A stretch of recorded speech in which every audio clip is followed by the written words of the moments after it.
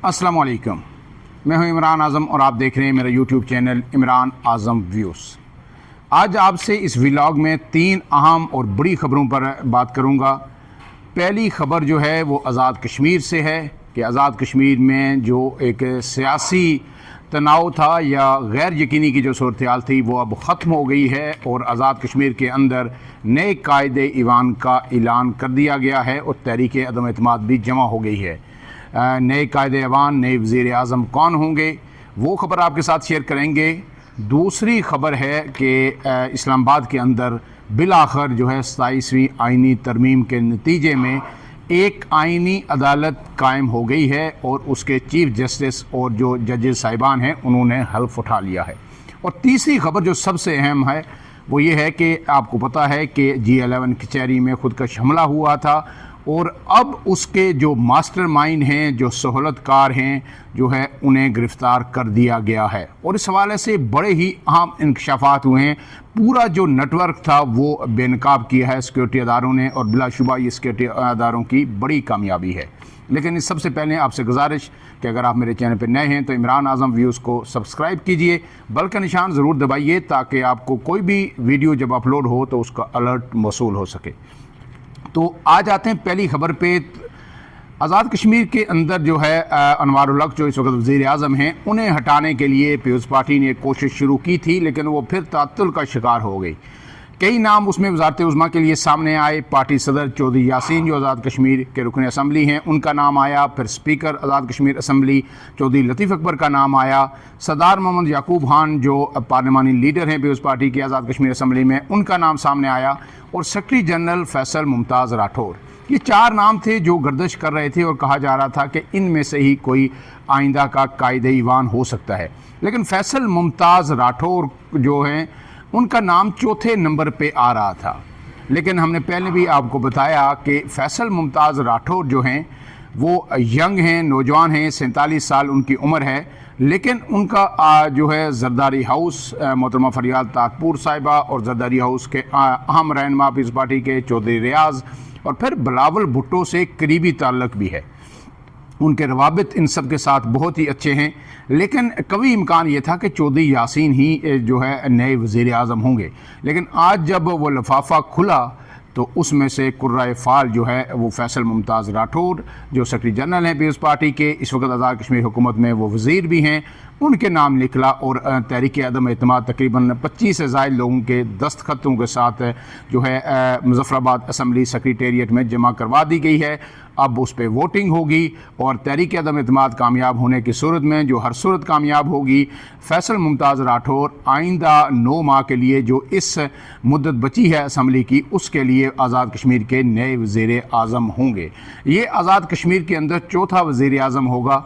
और पहले वज़ीर आज़म अब्दुल क़य्यूम नियाज़ी थे जिनका ताल्लुक़ PTI से था। फिर PTI ने उन्हें तब्दील किया और उन्होंने PTI के ही एक उम्मीदवार जो है सरदार तनवीर इलियास को जो है वज़ीर आज़म बनाया। फिर तनवीर इलियास को जब नाअहल हुए तो फिर उसके बाद जो है PTI के अंदर से ही फॉरवर्ड ब्लॉक बना और नून लीग ने भी अनवारुल हक को वोट दिया, पाकिस्तान पीपल्स पार्टी ने भी वोट दिया और वो 48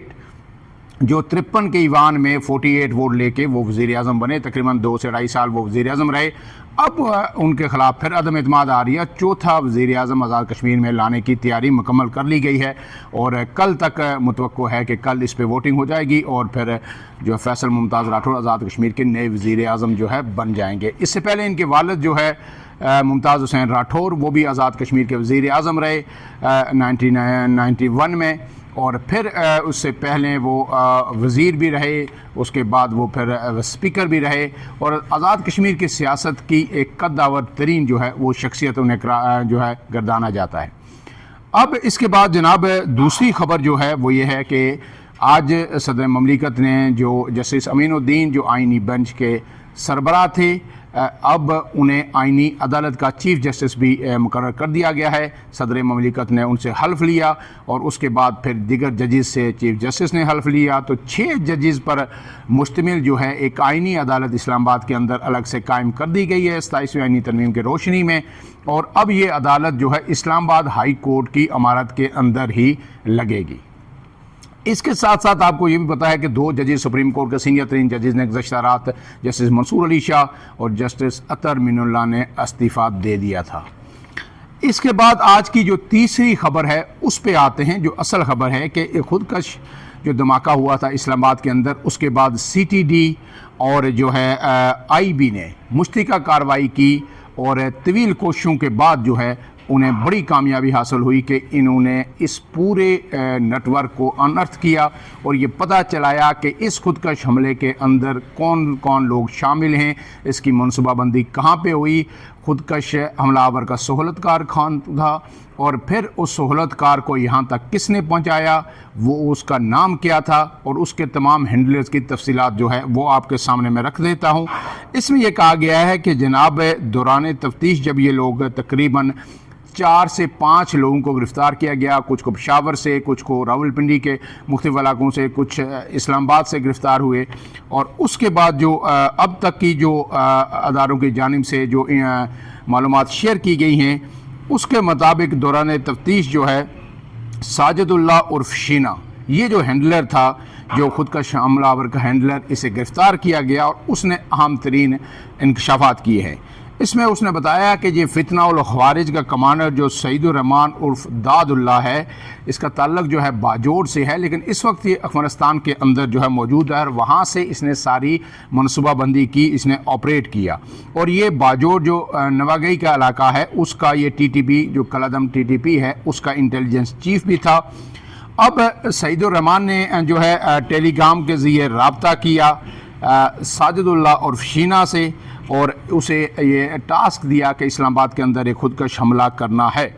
اب پھر داد اللہ نے ساجد اللہ عرف شینا کو خودکش بمبار جو تھا عثمان عرف قاری، اس کی تصاویر بھی بھیجیں، اور تاکہ یہ تصاویر دیکھ لے، اور جب یہ افغانستان سے اسلام آباد کے اندر پہنچے، راولپنڈی میں پہنچے، تو اسے وہاں پہ وہ ریسیو کرے، تصویریں بھیجی، اور پھر اس کے بعد اس نے جب یہ افغانستان سے یہاں پہ آیا تو پھر اسے ریسیو کیا گیا، اور یہ خودکش بمبار جو ہے عثمان عرف قاری، اس کا تعلق جو ہے کہا جا رہا ہے کہ شنواری قبیلے سے ہے، اور وہ ننگرہار افغانستان کا رہائشی ہے۔ ایک مرتبہ پھر یہ ثابت ہوا کہ پاکستان کے اندر دہشت گردی کے تمام تانے بانے افغانستان سے ملتے ہیں، وہیں پہ یہ منصوبہ بندی ہوتی ہے، اور پھر وہاں سے پاکستان کے اندر اس منصوبے کو ایگزیکیوٹ کیا جاتا ہے۔ اب خودکش بمبار جب افغانستان سے پاکستان پہنچا تو ساجد اللہ عرف شینا جو ہینڈلر تھا جس کو گرفتار کیا گیا، اس نے اسے ریسیو کیا اور اسلام آباد کے نوائی علاقے میں رکھا۔ اس سے پہلے اسے وہ راولپنڈی کا جو 6 روڈ سے ملک کا علاقہ ہے ڈوک پراچا، وہاں پہ بھی رکھا گیا، اور پھر اس کے بعد اس کے ذریعے جو ہے حتمی ٹاسک جو ہے پورا کیا گیا۔ اب یہ کمانڈر جو داد اللہ کی ہدایت پر ساجد اللہ عرف شینا جو ہینڈلر تھا، اس نے اکھن بابا قبرستان پشاور سے جو ہے خودکش جیکٹ بھی حاصل کی، اسے وہاں قبرستان میں لا کے دی گئی، وہاں سے اس نے جیکٹ ریسیو کی، وہ اسلام آباد تک پہنچائی، اور جس دن یہ واقعہ ہوا اس دن صبح جو اس دن ساجد اللہ نے یہ جو عثمان عرف قاری ہے اسے خود یہ جیکٹ پہنائی، اور پھر اس کے بعد اسے روانہ کیا۔ وہاں سے اس نے پھر بائک یا سروس ہائر کی، ماسک پہنا ہوا تھا سارے راستے میں، پہلے 26 نمبر چنگی تک پہنچا، اور پھر وہاں سے جو ہے گولڑا سے پھر وہ G11 جوڈیشل کمپلیکس کے باہر آیا، اور وہاں اس نے خود کو اڑا دیا، جس میں 12 جو لوگ ہیں، ایک وکیل بھی شامل ہیں، اور دیگر جو اہم شہری ہیں وہ شہید ہوئے، جبکہ 25 سے زائد 4 پولیس اہلکاروں سمیت اس میں زخمی بھی ہیں۔ اب یہ ایک بڑی کامیابی سیکورٹی اداروں نے حاصل کی ہے، اور ایک مرتبہ پھر یہ اسٹیبلش کر دیا ہے کہ افغانستان جو ہے پاکستان کے اندر جو افغان رجیم ہے، افغان طالبان ہیں، وہ پشت پناہی کر رہے ہیں اس دہشت گردی کی، اور جو آپ کو پتہ ہے کہ اس سے پہلے جب یہ کہا گیا تھا کہ لشکر ہند نامی جو ہے تنظیم نے اس حملے کی ذمہ داری قبول کی ہے، میں نے آپ کو پہلے بھی ولاگ میں بتایا تھا کہ لشکر ہند نامی یہ تنظیم جو ہے پاکستان کو جو ہے ایک جہازہ دینے کے لیے نئی تنظیم ٹی ٹی پی نے رجسٹر کروائی ہے یا اس کو سامنے لایا ہے۔ کارروائی یہ سارے یہی لوگ افغان طالبان، کلادم ٹی ٹی پی اور یہ سارے جو بھارتی خفیہ ایجنسی ہو مل کے کرتے ہیں، لیکن کیونکہ اس سے افغان طالبان پہ دباؤ آتا ہے جب ٹی ٹی پی کوئی بھی کارروائی کرتی ہے، عالمی اور پاکستان کا دباؤ، اس لیے لشکر ہند نامی ایک تنظیم کا نام کا سہارا لیا گیا تھا۔ لیکن اب پاکستان نے اس سارے نیٹ ورک کو ایک مرتبہ پھر انرتھ کیا ہے، اور اب یہ توقع کی جا رہی ہے کہ پاکستان اس کا مؤثر ترین جواب دے گا، اور جہاں جہاں یہ ہینڈلرز ہیں نہ صرف ملک کے اندر جو ہے ان کے خلاف سخت ترین کارروائی آپریشن تیز کیا جائے گا، خاص کر کے افغان شہریوں کی واپسی کے حوالے سے آپریشن تیز ہوگا، بلکہ افغانستان کے اندر بھی پاکستان کو جہاں بھی انٹیلیجنس معلومات ملیں گی وہاں پہ ان لوگوں کو ٹارگٹ کیا جائے گا اور دہشت گردی کا خاتمہ کیا جائے گا۔ فی الحال کے اتنا ہی، عمران اعظم کو دیجیے اجازت، اللہ حافظ۔